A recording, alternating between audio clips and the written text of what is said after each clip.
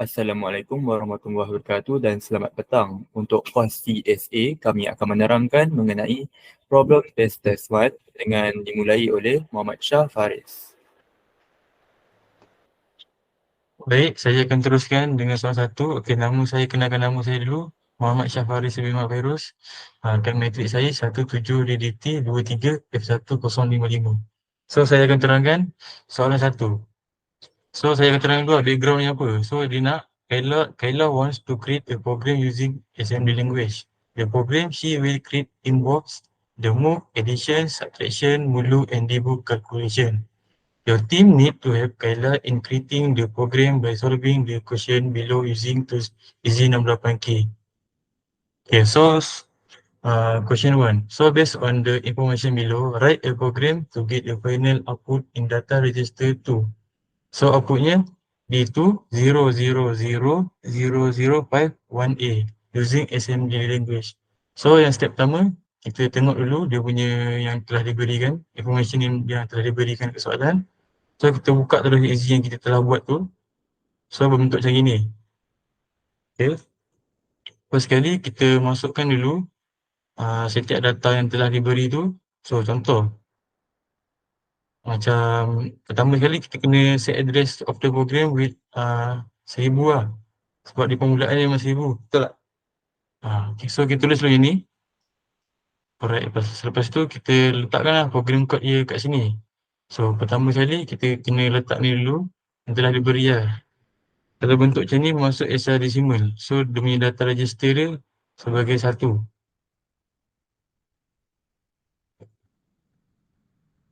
Okay, seterusnya kita tambah the value sebagai data register juga.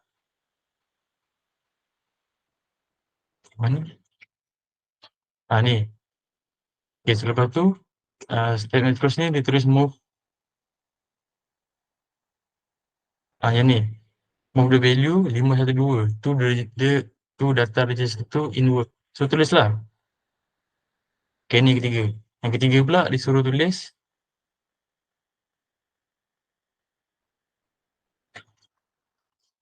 add the value in data register 1 with data register 2 inward. So kita dah nilaikan semua ni, kita letak komen dia yang telah diberikan. So kita tulislah move the value nilai 3 to data register in data 1. Kita tiru lah mana yang telah diberikan tu. Selepas itu kita dah tulis, so kita run benda tu. Okay, kita run. Okay, kalau tak ada error, kita execute terus.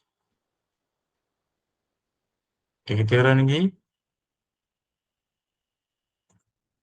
So kita punya output dah keluar. Dan sebagaimana soalan yang telah diberikan, jawapan yang telah diberikan. Ini. Betul. Okay. Telah diberikan. Selepas tu kita tengok dia punya, kita masukkan, kita runkan dia punya, kita viewkan dia punya memory register. Kita masukkan nilai dia. So terhasil lah ni. Ini dia punya nilai address dia. Alright.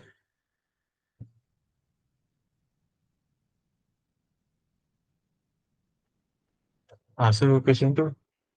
Okay, saya akan teruskan dengan Ipan Izwan untuk Okey, terima pertanyaan kasih question Shah tu. Faris atas penjelasan tu. Jadi untuk soalan 2 akan diterangkan oleh saya. Sebelum itu, nama diberi Muhammad Ifan Izwan bin Muhammad Fairul daripada kelas DDT 1A, nombor matrik 17 DDT 23 F1018. Jadi untuk soalan 2 diberikan, your program should start at address 1000 and the last result should be stored in data register D7. Write a comment for each of the instruction in the program. Jadi bila kita masukkan dalam soalan, first kali kita akan masukkan 1000 dulu, kemudian kita akan start dengan D0 bersamaan dengan octal 2565. Seterusnya D1 7376, D2 hexadecimal 4DE, D3 octal ABCD, D4 7377, D5 1010 11001111 dan D6 FACE. Jadi kita masukkan dulu tambahan D0 dan D1. Jadi kita akan add the value in the register D0 dengan register D1. Kemudian kita subkan dia di antara D1 dan juga D2 selepas penambahan tadilah. Jadi kemudian kita divide iaitu D2 dengan D3 dan juga D4. D3 dan juga D4. Seterusnya kita mulakan dia di antara penambahan D2 tadi dengan D4. Dan seterusnya kita masukkan D5 dan D6 ke dalam ni untuk peneraban lah. Seterusnya kita add D4 dan juga D6. Kemudian dia menyatakan kita nak jawapannya dalam D7. Jadi kita movekan D6 ni kepada D7. Jadi saya akan try run. Execute. Kemudian kita try run macam ni. Jadi di sini kita adalah D1, D2, D3. Jadi kita punya jawapan dekat D7. Jadi jawapan dia ACE. Alright, untuk memory register, kita dapat lihat di mana kita memasukkan address dia 1000. Jadi kita akan tengok daripada 00 until 06 dekat dia punya register. Jadi untuk soalan Roman 2, dia bertanyakan, your program should start at address 1000 and the last result should be stored in data register D0. Write a comment for each instruction in this program. Alright, so bila kita mulakan dengan soalan Roman 2 tadi, macam biasa kita masukkan original 1000. Kemudian D1, kita start dengan D1 sebab D0 akan jadi yang terakhir. Jadi kita start dengan D1 bersama CDE, D2 1250, D3 CDE, D4 1250, D5 13, D6 BCE dan D7 101010. Alright. Kita mulakan dengan addition di antara D1 dan juga D2. Kemudian kita subkan dia di antara D2 dan juga D3. Additionkan dia di antara D2 dan juga D4. Kemudian kita darabkan di antara D5 dan juga D6. Kemudian kita bahagi di antara D4 dan juga D6. Kemudian dia ada soalan yang menyatakan kena note untuk D7. Jadi kita notekan dulu. Kemudian baru kita penambahan di antara D6 dan juga D7. Kemudian kita transfer di antara penyata D7 kepada D0. Jadi kita try run. Execute. Jadi dia punya jawapan akan dapat dekat D7 bersamaan dengan FFD5. Jadi untuk memory register kita tekan view ke memory. Jadi kita masukkan address dia adalah 1000. Jadi dia punya ni akan dapat macam ni lah dia punya output dia.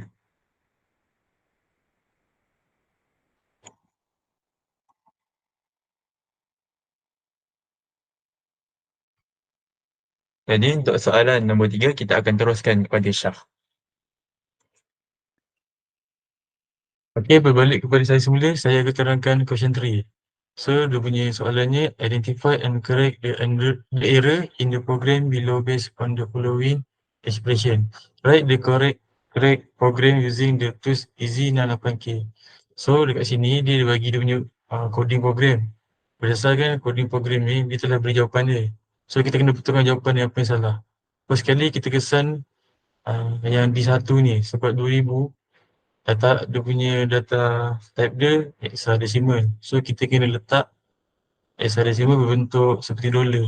Macam saya telah buat di dalam program ni, saya telah letak ni sebagai pembetulan. So yang kedua pula, move.w 2573, dia punya data types base hexadecimal, decimal, maaf saya, decimal. So dia punya ni betul sebab tak ada apa-apa simbol. So biarkan je. Yang ketiga pula, move.w 4567, dia berbentuk dia data type dia base octal 8. So kita kena letak berbentuk simbol ni berbentuk macam A yang 8 tu. So kita letak dalam program dalam busy 8K. Ini betul. Yang ketiga, yang keempat pula, move.review 1011, dia punya data types base binary. So biarkan dah tertulis memang betul. So kita tambahkanlah yang telah diberikan ni, add review D1 iaitu 2000, masukkan dia, tambah D2. So lepas itu kita tengok soalannya, kita kena darab 4567 darab 101. So kita mulakan dia D3, D4. So bila telah dapat dua-dua ni, soalannya tertulis sila oral. Oral ke tak? Tambah oral kita tambahkan antara dua-dua ni. So last sekali kita oralkan dia D4, D2. So bila kita dah dapat program yang sebenar, dah betulkan yang telah diberikan seperti yang soalan 3 tadi di dalam markah rubrik tu. So kita kena betulkan lah semua. Dah betulkan kita run. So kita runkan, kita execute. Alright.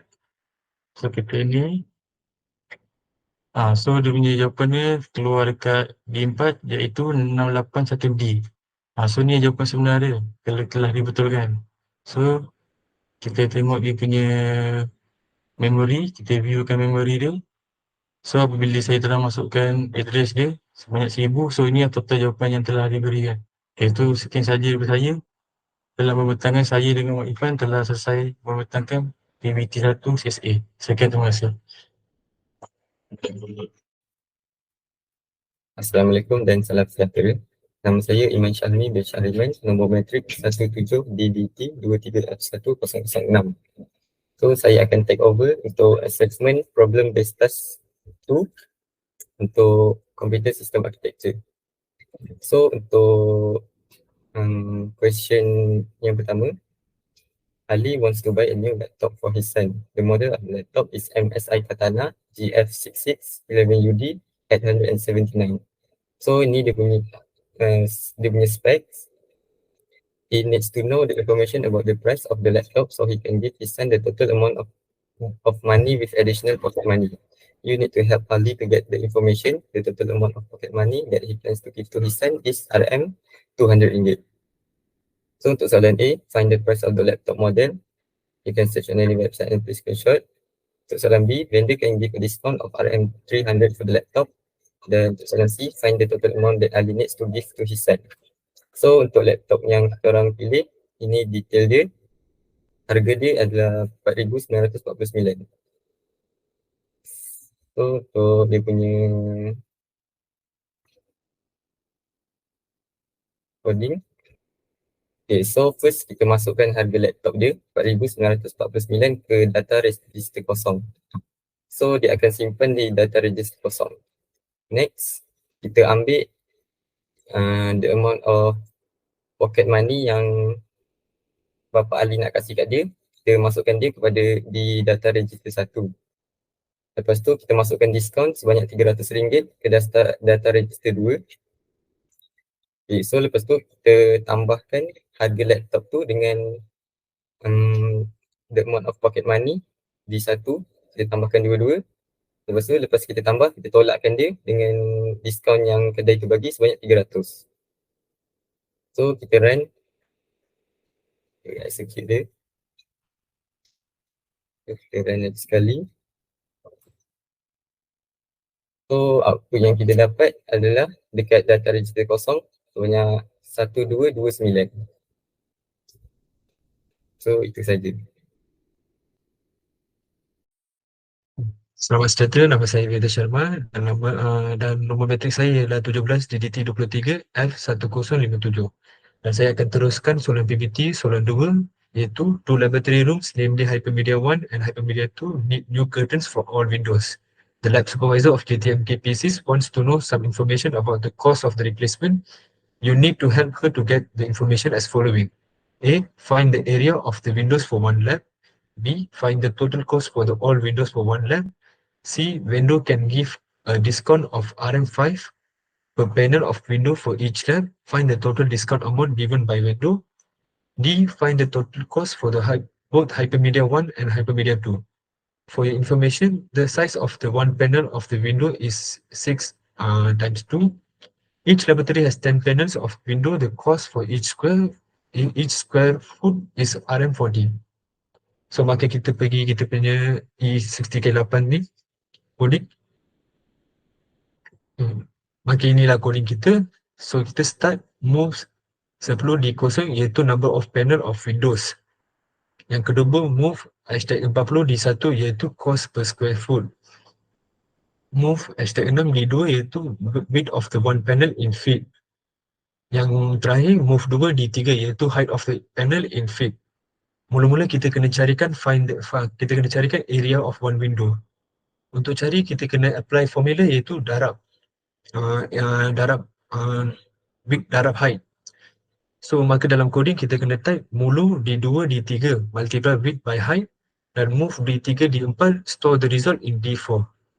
Dan seterusnya kita kena carikan total cost untuk satu lab iaitu mulu D4 D0 iaitu multiply area by number of panels dan mulu D0 D1 iaitu multiply by cost per square foot. Yang ketiga kita kena calculate the total amount, the discount amount iaitu move D5 discount per panel mulu D5 D0 multiply discount per panel by number of panels. Yang terakhir kita kena cari find the total cost for the both labs iaitu add D1 D0 add the total cost sub D0 D1 subtract the discount amount. Maka kita run. Jika tak ada error kita boleh execute. Dan kita kena run lagi. So maka apa kita akan keluar ke sini iaitu D0 iaitu D0 area of the window.